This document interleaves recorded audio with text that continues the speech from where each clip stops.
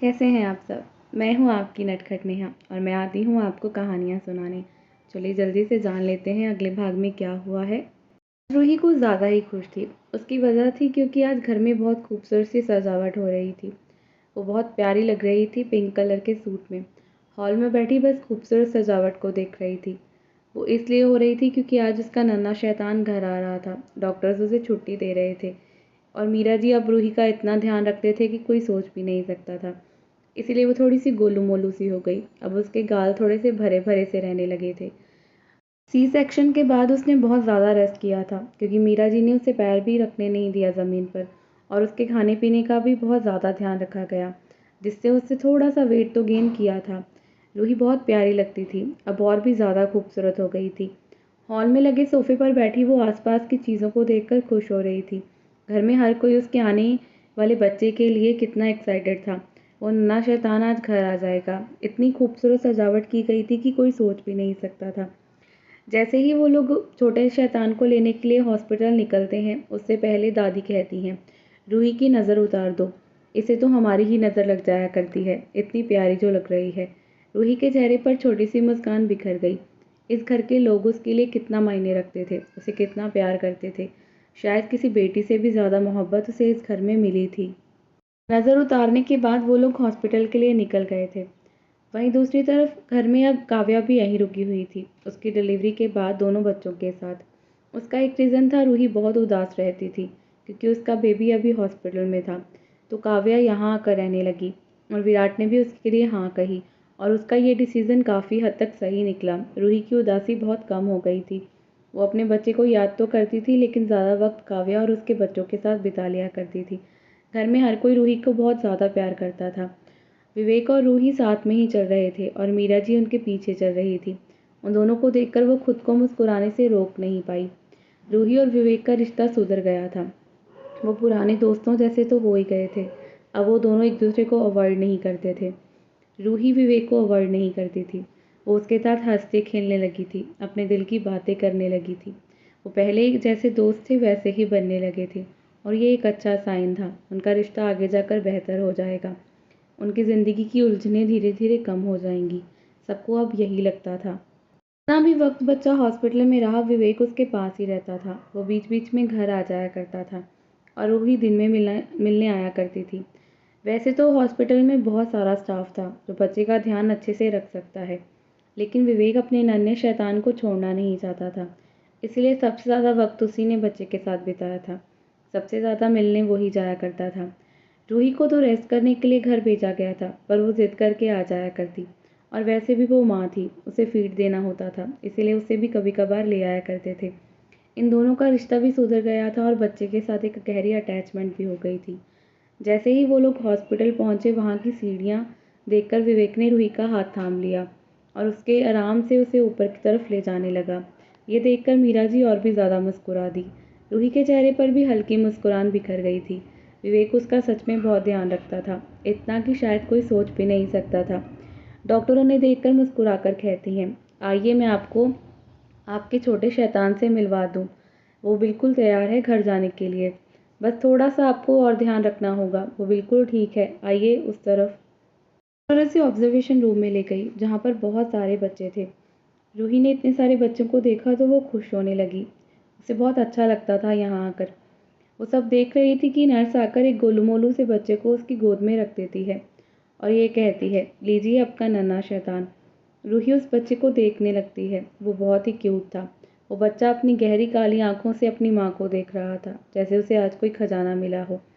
वो बिल्कुल करण जैसा था। उसकी आंखें करण की तरह थी, बिल्कुल गहरी काली आंखें जिनमें कोई भी डूब सकता था। रूही आराम से उन आंखों में खो सकती थी। वो सोच रही थी उसकी गोद में इस वक्त करण की निशानी थी और करण की परछाई भी। वो बिल्कुल करण की परछाई था। उसका एक एक फीचर करण पर गया था। की आंखों में नमी सी भर गई। उसने झुककर अपने माथे के बेटे को चूम लिया और उस छोटे शैतान ने भी अपनी आंखें बंद की, जैसे अपनी माँ के एहसास को अंदर समा रहा हो, जैसे उसकी मोहब्बत को महसूस कर रहा हो। तभी मीरा जी आगे आते हुए हंसते हुए कहती हैं, लाओ इस नन्हे शैतान को मुझे दे दो। इस गोलू मोलू को मैं पकड़ लेती हूँ। तुम लोग डॉक्टर के पास जाकर सारा कुछ अच्छे से पता कर लो। गोलू मोलू सुनकर विवेक का मुंह बन गया। उसने अपनी माँ की तरफ देख के कहा, मॉम ये क्या नाम है, गोलू मोलू, मेरे बच्चे का नाम मत बिगाड़ो। रूही बस हंस देती है। विवेक सच में बहुत ज़्यादा पॉजिटिव था और बहुत ही पोजेसिव भी। इस बच्चे के लिए उसका नेचर कुछ ज़्यादा ही पोसेसिव था। वो उसका नाम तक नहीं बिगाड़ने देने वाला था। इनका रिश्ता आगे जाकर शायद बहुत बेहतर होगा। मीरा जी हंसते हुए कहती हैं, इतना अच्छा तो नाम है गोलू, क्या दिक्कत है। ये बिल्कुल गोल मटोल है तो इसे गोलू कह सकते हैं। विवेक मुंह बनाकर कहता है, बिल्कुल नहीं, इसे मैं अच्छा सा नाम दूंगा। इसका नाम बहुत ही अच्छा होगा जो मैं रखूंगा। ये बकवास सा नाम बिल्कुल नहीं देने वाला। ये तो उसकी नाम को बिगाड़ने की जैसी ही हरकत होगी। रूही उन दोनों को देखकर हंसते हुए कहती हैं, अच्छा ठीक है, ये नाम का डिस्कशन हम लोग घर जाकर करेंगे। फिलहाल क्या हम डॉक्टर के पास चलें, उनसे सारी डिटेल ले लें, क्योंकि इसे लेकर जाना है घर। सब लोग इंतज़ार कर रहे हैं। सबको रूही की बात ठीक लगती है। डॉक्टर अंशिका उन दोनों को देखकर मुस्कुराने लगती है। दोनों उसके कैबिन में गए और बैठ गए। अंशिका ने हंसते हुए कहा, आप दोनों को ज़्यादा समझाने की ज़्यादा ज़रूरत महसूस नहीं हो रही। वैसे भी विवेक बहुत अच्छे पिता बन चुके हैं। वो यहाँ ही रहते थे, बच्चे के साथ इतना टाइम जो बिताया है, उन्हें अच्छे से पता है एक बच्चे को कैसे संभालते हैं। ये सुनकर रूही मुस्कुरा दी। सच में विवेक एक अच्छा पिता बन गया था। उसने इस बच्चे के लिए बहुत वक्त बिताया था यहाँ, और हमेशा उसका ख्याल रखना, उसे अपनी गोद में लेकर घूमना, यहाँ तक कि हर छोटी चीज़ वो खुद करता था और नर्स से उसने सीख तक लिया था। रूही सोच रही थी शायद इतना अच्छा पिता बनना बहुत मुश्किल होता होगा, लेकिन वो बन गया था। शायद ये उसकी क्वालिटी थी कि वो इतना अच्छा था। दोनों बस मुस्कुरा कर रह गए और फिर घर के लिए निकल गए, क्योंकि डॉक्टर अंशिका ने उन्हें अच्छे से सब कुछ समझा दिया था कि अभी उस छोटे शैतान के लिए उन्हें क्या क्या चीज़ें करनी है। तीनों कार में बैठे घर की तरफ निकल गए। विवेक ड्राइव कर रहा था तो मीरा जी आगे बैठी थी। रूही बच्चे के साथ पीछे बैठी थी। माहौल खुशनुमा था। विवेक आईने में से छोटे शैतान को देख रहा था, जो अपनी बड़ी बड़ी आंखों से अपनी माँ को बस निहारे जा रहा था, जैसे कोई खजाना सा मिल गया हो। लेकिन एकदम से वो रोने लगता है। ये देखकर सब लोग थोड़ा घबरा गए। विवेक कहता है, मुझे लगता है हमें इसे घुमाना चाहिए, शायद वो इसलिए रो रहा है। इससे पहले रूही कुछ कहती, मीरा जी विवेक के कंधे पर मारते हुए कहती हैं, तुम बेवकूफ़ हो, उसे भूख लगी है, वो इसलिए रो रहा है। रूही ने जैसे ही ये सुना, उसका चेहरा अजीब सा हो गया। उससे अजीब सी भावना से उसका मन भर सा गया। ये क्या? वो जब भी बच्चे को फीड देती थी, कभी भी वार्ड में कोई होता नहीं था, और यहाँ गाड़ी में तो मीरा जी भी थी और विवेक भी। मीरा जी से तो चलो फिर भी वो ना शर्माए, क्योंकि वो एक माँ है, लेकिन विवेक, उन दोनों का रिश्ता तो आगे बढ़ा ही नहीं ना। वो तो अभी तक दोस्तों पर ही रुके हुए थे। उसे बहुत अजीब सी भावना आ रही थी। उसके चेहरे के एक्सप्रेशन, उसकी उलझन मीरा जी देख सकती थी, और कहीं ना कहीं विवेक भी देख रहा था। इसलिए उसने गाड़ी को साइड पर लगा दिया और बस मुस्कुराते हुए बाहर निकल गया, क्योंकि रूही को ज़रा भी ऑकवर्ड फील नहीं कराना चाहता था। और रूही को भी नहीं पता था इस सिचुएशन में कैसे डील करना है, क्योंकि वो क्या ही कहे। उसके पास कहने के लिए कोई शब्द थे ही कहाँ। क्या कहती, इसीलिए चुपचाप से बच्चे को फीड देने लग जाती है। उसके मन में बस अजीब से ख्याल भरे हुए थे। वो बहुत ही नए से पल को एंजॉय कर रही थी। बहुत ही सुकूनदायक था उसके ये प्यार का एहसास। उसने अपने बच्चे को अपने गले लगा लिया था। तभी मीरा जी कहती हैं, रूही बुरा मत मानना, पर मुझे इस चीज़ का जवाब दे सकती हो क्या? तुम दोनों एक ही कमरे में रहते हो, तो इस सिचुएशन को आगे कैसे निकालोगे? क्या एक दूसरे को अवॉइड करते रहोगे? अब ये तो रोज़ होगा, तो क्या करोगे? रूही चुप रह गई। उसके पास जवाब नहीं था। मीरा जी सच कह रही थी। वो एक ही कमरे में रहते थे और ये सिचुएशन अब बार बार आएगी। इसे कैसे डील करना है उसे नहीं पता। वो नहीं जानती कि वो क्या करेगी और विवेक क्या रिएक्ट करेगा। इसलिए वो चुपचाप से अपने बच्चे पर ध्यान देती है, क्योंकि शब्द उसके पास बिल्कुल भी नहीं थे कि वो मीरा जी को क्या ही जवाब दे। थोड़ी देर बाद वो लोग घर की तरफ निकल गए थे। रूही और विवेक एक दूसरे को बस अवॉइड करने में ही लग जाया करते थे जब भी ऐसी कोई सिचुएशन आती थी। जब वो लोग घर पहुंचे तो पूरा घर मेहमानों से भरा हुआ था। मीरा जी जल्दी से उतरकर अंदर चली गई, क्योंकि उन्हें बच्चे की आरती करनी थी। विवेक दूसरी तरफ आकर रूही की मदद करता है और बच्चे को अपनी गोद में ले लेता है। उसने रूही का हाथ भी पकड़ा हुआ था और धीरे धीरे वो अंदर की तरफ जा रहे थे। पूरे घर में आज रिश्तेदारों की कोई कमी नहीं थी। काव्या भी अपने दोनों बच्चों के साथ हॉल में बैठी थी। उसके पूरे ससुराल वाले भी आए हुए थे, क्योंकि सब लोग उस छोटे शैतान से मिलना चाहते थे। दूसरी तरफ प्रतिभा जी अपने पोता और पोती को लेकर आराम से बैठी थी। घर का माहौल थोड़ा खुशनुमा हो चुका था। सोफे पर शुभी थोड़ा सा डरी हुई बैठी थी, क्योंकि अभी उसने एक खुशखबरी सुनाई थी उसकी प्रेगनेंसी की। वो 3 महीने की प्रेग्नेंट थी। उसे पता ही नहीं चला उसकी प्रेगनेंसी का। उसे 2-3 दिन से अजीब लग रहा था। टेस्ट करने पर उसे पता चला वो माँ बनने वाली है। और आज जब उसने सबको बताया तो सब लोग खुश हो रहे थे, लेकिन वो थोड़ी परेशान थी, थोड़ी नर्वस लग रही थी, क्योंकि उसे इस सब चीज़ों को हैंडल करने में वक्त लगता। दादी माँ आज खुश थी, उनके घर खुशियाँ लौट आई थी। बहुत कुछ बदल गया था, पर सब कुछ ठीक होने लगा था। ये पिछला साल दर्द से भरा गया था, लेकिन अब सब ठीक होगा, उन्हें इस बात की उम्मीद थी। घर में खुशियाँ ही खुशियाँ होंगी, और सब कुछ धीरे धीरे ही सही, पर वो ठीक हो जाएगा। जी जैसे ही अंदर आई, सबको पता चल गया कि वो लोग आ गए हैं, इसलिए सब लोग मेन गेट की तरफ जाने लगते हैं। सब लोग वहीं थे। विवेक और रूही वहीं खड़े हुए थे उस बच्चे के साथ, जो अपनी बड़ी बड़ी आंखों से सबको देख रहा था। उसके लिए ये सब नए थे, नए चेहरों की तरह। मीरा जी ने आकर रूही की आरती की, और बच्चे की और विवेक की, तीनों को टीका किया। वो छोटा शैतान हर चीज़ को एंजॉय कर रहा था, उसे जैसे मज़े आ रहे हों। उसके चेहरे पर एक अजीब सी खुशी वाली मुस्कान आ गई थी, जिसका सबने मन मोह लिया था। काजल जी आके आकर विवेक की गोद से अपने नातिन को लेने की कोशिश करती हैं, लेकिन उनकी कोशिश नाकाम गई, क्योंकि वो बच्चा चीख चीख कर रोने लगा। ये देखकर सब लोग ज़ोर ज़ोर से हंसने लगते हैं। इस बच्चे को रूही और मीरा जी और विवेक का टच ही पता था, बाकी सबके पास जाना तो इसे पसंद नहीं था। ऐसे रोता था जैसे उसे पसंद ना आया हो कि कोई उसे हाथ लगाए। ये बहुत ही फ़नी था। लोगों को करण की याद आ गई थी। वो बिल्कुल ऐसा था जब वो छोटा था। वो भी अपनी माँ के अलावा किसी का हाथ नहीं लगवाता था। और ये बच्चा विवेक के करीब था, क्योंकि विवेक ने इसके साथ बहुत वक्त बिताया था हॉस्पिटल में। रूही तो इसकी माँ थी ही। सब लोग मुस्कुराने से खुद को रोक नहीं पा रहे थे। उन तीनों को बहुत ही प्यार से देख रहे थे। तीनों मेड फॉर ईच अदर की तरह थे। उन बच्चे ने आकर उनके रिश्ते को जैसे पूरा कर दिया था। सबको वो लोग प्यारे लग रहे थे। इसके साथ तीनों को ऊपर भेज दिया गया था। असल में अभी ही हॉस्पिटल से आया है, इसीलिए उसे ज़्यादा लोगों के पास रहने से मना किया था। डॉक्टर्स ने कुछ प्रिकॉशन यूज़ करने के लिए कहा था, और रूही को भी आराम की ज़रूरत थी, क्योंकि बच्चे को इन्फेक्शन ना हो, इसीलिए वो लोग ऊपर आ जाते हैं। वहीं नीचे सारे मेहमानों को मीरा जी खाना खिला रही थी, क्योंकि सबको आज लौट कर वापस आना था। कल्पना जी जो थोड़ी देर पहले आई थी, वो कहती हैं, मीरा मुझे लगता है घर पर एक हवन करा लेना चाहिए, क्योंकि इससे सुख शांति बनी रहेगी और बच्चों को आशीर्वाद मिल जाएगा।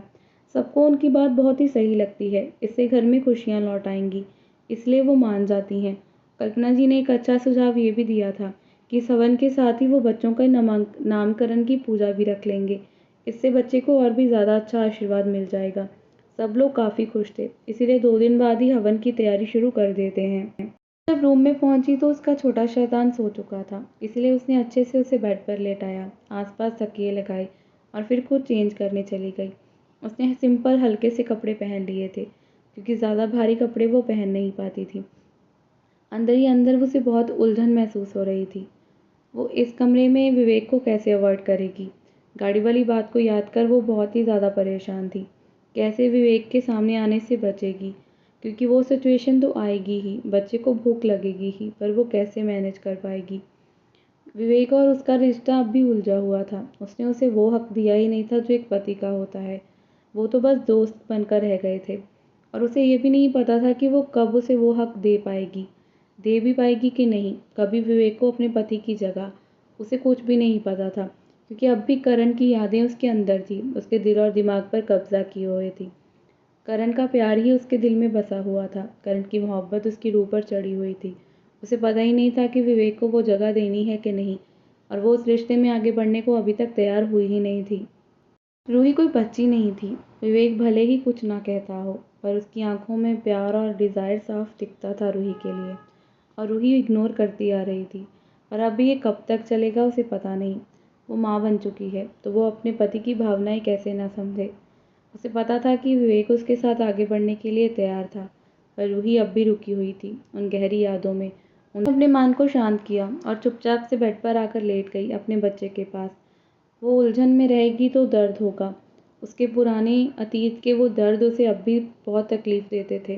विवेक से प्यार करना उसके लिए बहुत बड़ी परेशानी की तरह था। अगर वो इस मोहब्बत में आगे बढ़ती है तो वो करण को धोखा दे देगी।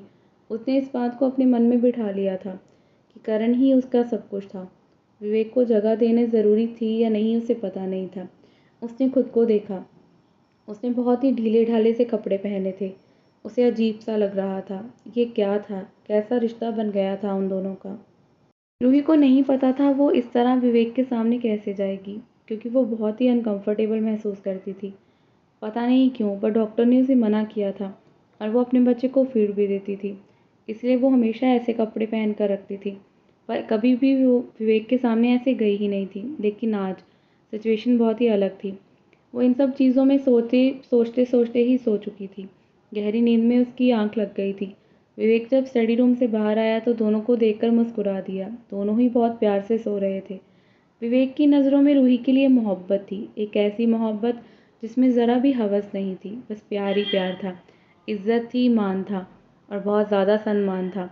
पर रूही जानती थी वो विवेक के साथ गलत कर रही थी, उसकी मोहब्बत को झुकला रही थी। विवेक उन दोनों को देखकर मुस्कुरा रहा था। उनके पास आ ही रहा था कि उसका फ़ोन फिर से वाइब्रेट होने लगता है। पिछले काफ़ी वक्त से वो घर से काम कर रहा था। रूही को छोड़ के जाना उसके बस में ही नहीं था। उसकी एक मीटिंग थी, इसलिए फिर से स्टडी रूम में ही चला जाता है। वहीं नीचे हॉल में सारे रिश्तेदार जा चुके थे, बस घर के कुछ लोग बचे थे। 2 दिन बाद ही हवन का प्रोग्राम बन गया था और साथ में नामकरण की पूजा भी हो जाएगी।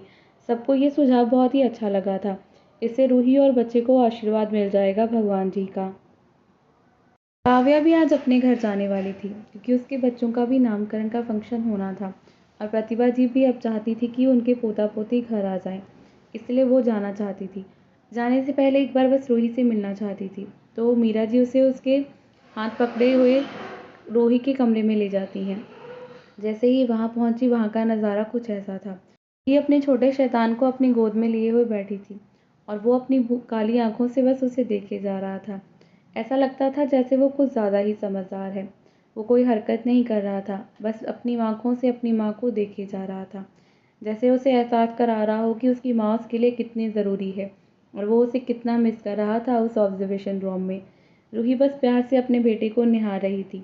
दोनों का रिश्ता बस अजीब सा ही था। छोटे शैतान ने अपनी माँ की उंगली पकड़ी हुई थी, जैसे उसे एहसास करा रहा हो कि अब उसकी प्रायोरिटी बस वही हो सकता है और कोई भी नहीं। काव्या जब रूम में आई तो मुस्कुराने लगती है, तो रूही हंसते हुए कहती है, तुम्हारे दोनों शैतान कहाँ हैं? तो काव्या ने कहा, माँ और दादी पकड़ कर बैठे हैं। मुझे तुमसे बात करनी थी तो मैं इसीलिए आ गई। मीरा जी उसे वहाँ बिठाकर चली गई थी, क्योंकि वो जानती थी रूही के साथ काव्या को क्या बात करनी है। वहीं छोटा शैतान चीख चीख कर रो रहा था, जैसे उसे पसंद नहीं आया कि उसकी माँ उसके अलावा किसी और से बात क्यों कर रही है, या उसकी माँ के पास कोई आकर बैठा भी क्यों है। ये देखकर तो काव्या को और भी ज़्यादा हंसी आ जाती है कि ये बच्चा अभी से ही अपनी माँ के लिए कितना ज़्यादा पॉसेसिव हो रहा था, जबकि ये अभी इतना ज़्यादा छोटा था। मुस्कुराकर कहती है, ये बिल्कुल करण भाई की तरह पॉसेसिव है तुम्हें लेकर। लेकिन तभी उसे एहसास हुआ कि उसने क्या कह दिया। वो माफ़ी मांगते हुए कहती है, आई एम सॉरी। उसने देखा रूही की आंखें झुकी हुई थी, वो अपने बच्चे को निहार रही थी। रूही ने कहा, तुम माफ़ी मांगो। मुझे पता है कि तुम मुझे जानबूझकर हर्ट नहीं करोगी। बस कोई बात नहीं। काव्या के मुंह से ये बात पता नहीं क्यों निकल गई। करण का जिक्र भी जब भी होता रूही उदास सी हो जाती थी, पर अब उसका बच्चा था उसके पास, उसके दर्द को बांटने के लिए। जब छोटा शैतान रोने बंद नहीं हुआ तो काव्या की फिक्र ना करते हुए रूही ने उसे दूध पिलाना शुरू कर दिया था, क्योंकि वो माँ थी, वो उसे रोने नहीं दे सकती और काव्या खुद भी एक माँ बन चुकी है। ये देखकर काव्या मुस्कुराकर कहती है, ये बहुत ही शैतान है। वैसे अब तो विवेक भाई भी कमरे में ही होंगे, तब तुम क्या करोगी? तुम दोनों का रिश्ता तो अब भी वहीं ठहरा है जहाँ से शुरुआत हुई थी। ये सुनकर तो रूही के कान थोड़े से लाल हो गए थे। उसे एक पल में समझ आ गया कि काव्या क्या कहना चाहती है, पर इसका जवाब तो उसके पास था ही नहीं। उसे क्या कहना चाहिए? रूही ने कोई जवाब नहीं दिया। ये देखकर काव्या कहती है, सोचा है आगे क्या करना है? कहोगी नहीं कुछ? तुम्हें उनकी आंखों में प्यार क्यों नज़र नहीं आता? तुम कब तक भागने वाली हो उनसे और इस रिश्ते से? मुझे बता दो, तुम्हारे दिमाग में क्या चल रहा है? रूही बस खामोश थी। उसकी आंखों में नमी सी भर गई थी। वो बहुत ही ज़्यादा टूटा हुआ महसूस करती थी। असल में रूही ने खुद ही काव्या को बताया था कि वो दोनों इस कमरे में अनजानों की तरह रहते हैं। वो लोग अलग अलग सोते हैं। और रूही की ये बात सुनकर काव्या को बहुत दुख हुआ था कि वो दोनों अब भी इस रिश्ते को एक्सेप्ट नहीं कर पाए थे। विवेक अपना 100% दे रहा था, शायद उससे भी ज़्यादा, लेकिन रूही अब भी ठहरी हुई थी। वो आगे एक भी कदम नहीं बढ़ा पाई थी और ये कब होगा कोई जानता भी नहीं था। आगे क्या होगा जानते रहेंगे। कहानी अच्छी लगे तो लाइक और कमेंट ज़रूर करें। ये कहानी का 3rd सीज़न है, बस इसके बाद कहानी एंड हो जाएगी। 4th सीज़न अभी मैंने लिखा ही नहीं है, शायद विंटर्स में आएगा। कहानी अच्छी लगे तो प्लीज़ सपोर्ट करें और मुझे सब्सक्राइब करना बिल्कुल ना भूलें।